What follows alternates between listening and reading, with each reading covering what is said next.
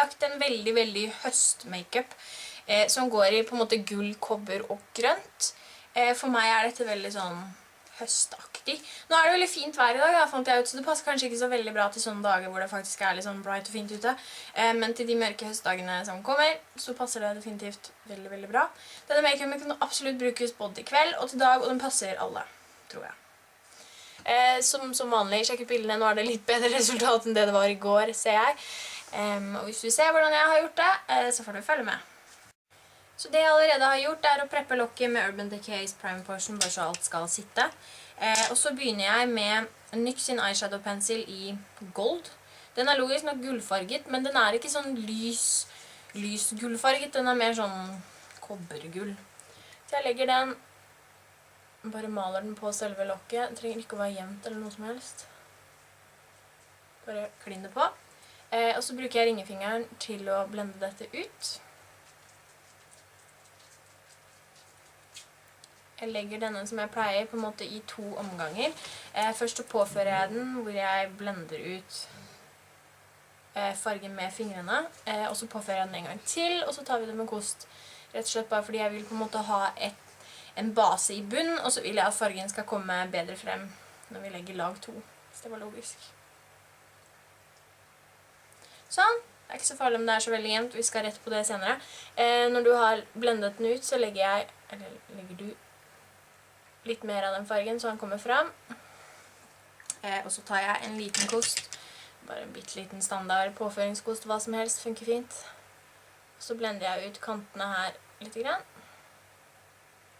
Da kommer denne fargen her veldig, veldig godt frem, og det det vi vil, eller det det jeg vil i hvert fall.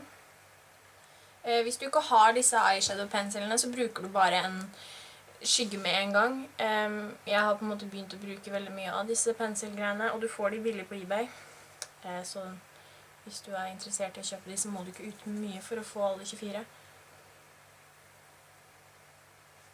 Sånn, når det lagt på, så skal jeg legge en skygge over, bare for at jeg på en måte skal sikte litt bedre, og så skal jeg legge til litt grann skimmer eller glitter, eller hva du vil kalle det. Så jeg skal bruke Honey Lust, som ligger der.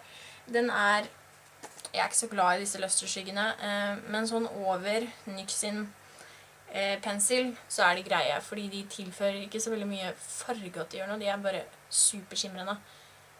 Og igjen, når du bruker lusterfarger fra MAC, påfør concealer helt til slutt, fordi det vil drysse uansett hva du gjør. Jeg har i hvert fall ikke fått det til, uten å drysse. Jeg bruker samme kosten som jeg brukte til å blende ut NYX sin eyeshadow pencil. Det rett og slett bare for å få et veldig skimrende utseende. Fargen vil ikke forandre seg så mye, men det vil bli mye mer sånn sparkly.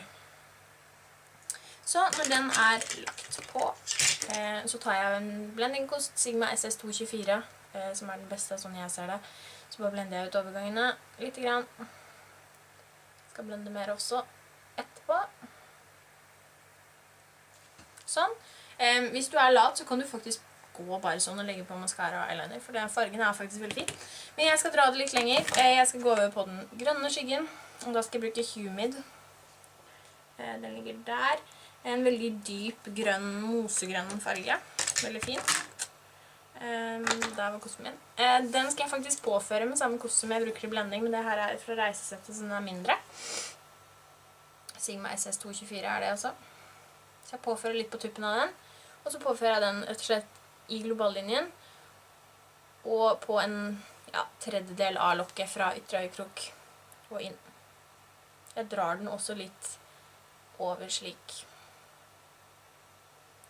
Denne fargen her veldig pigmentert, så hvis du ikke har brukt den før, så påfør litt av gangen, fordi den blir på en måte veldig grønn veldig fort. Det jo egentlig ikke noe negativt, men hvis du har kjøpt den og ikke brukt den før, så opps, den veldig grønn. Veldig, veldig fin grønn farge, absolutt. Så skal vi bare stille inn litt her. Så når det lagt på, blending tar vi senere, så skal jeg gjøre den fargen litt mer intens. Så skal jeg gå inn med Sigmas SS219. Den sånn rund, men den ganske pointy allikevel. Så tar jeg samme fargen, og så påfører jeg den bare litt mer intenst i selve globallinjen, og der vi allerede har påført den. Bare for at det grønne skal komme enda bedre frem. Jeg liker grønt, jeg liker at grønt synes. Så, du kan også legge litt farge under øyet. Bruk samme fargen og kosten. Den legger jeg fra ytter øyekrok og omtrent til midten. Så når det er gjort, så må du logisk nok blende. Så da tar jeg Sigmas SS224 igjen. Og blender ut overganger. Du kan gjerne også, hjelp. Du kan gjerne også blende litt midt på lokket, bare så de to fargene blander sammen, rett og slett. Sånn som det er gjort der. Sånn. Jeg skal også legge litt farge her. Normalt sett så vil jeg bruke en skygge til det, men fordi disse løsserfargene får mine øyne til å brenne. De svir veldig hvis jeg bruker farge under øyet som kommer inn på øyet, så da skal jeg bruke denne eyeshadow-penselen som jeg brukte helt først, den i gold. Da tar jeg rett og slett bare litt på ringefingeren, og så påfører jeg den fra indre øyekrok og omtrent til midten. Skal jeg prøve å bruke riktige fingre her. Du kan selvfølgelig bruke øyenskyggen, altså håndeløs du brukte over der, om det funker for deg. Men har du sensitive øyne, så kan du kanskje merke at det ikke funker så bra. Så når det er påført, så skal jeg legge highlight. Da skal jeg bruke som vanlig. Jeg føler jeg gjør det her hver gang. Det er så utrolig litt spennende. Mylar. Mylar. Blir litt forvirret av disse palettene. Den påfører jeg med Sigmas SS239, og den legger jeg rett og slett bare under øyenbrynet. Kan også legge litt i øyekroken, men ikke noe store greier, fordi da vil den bli veldig hvit. Sånn. Så skal jeg legge en grønn kajal på våtkatten. Jeg skal bruke en Urban Decay's 24/7 Glide On Eyeshadow et eller annet. Jeg klarer ikke disse navnene, men det er i hvert fall denne. Den er i Covet Green. Jeg skal legge navn til produktene, så blir det litt enklere. Den legger jeg rett og slett på våtkanten, og så holder vi øyet oppe en stund før vi blanker. Så pleier jeg å påføre litt til, og så venter vi litt. Da vil den sitte mye bedre. Veldig, veldig fin grønnfarge, denne Covet. Så skal jeg også legge eyeliner langs øvre vippkant, og som vanlig så gjør jeg bare det, og så legger jeg på mascara, og så er jeg straks tilbake. Sånn, da var det gjort. Eyeliner er Sheer Cover sin Dings, som jeg driver og tester for tiden, som jeg nå har sagt en del ganger, og Clinique's High Impact Curling Mascara, som er den jeg alltid bruker. Og det var makeupen, veldig, veldig typisk høst. Kanskje ikke så passende til det fine været vi har i dag, men absolutt passende til senere mørke dager som jeg vet kommer.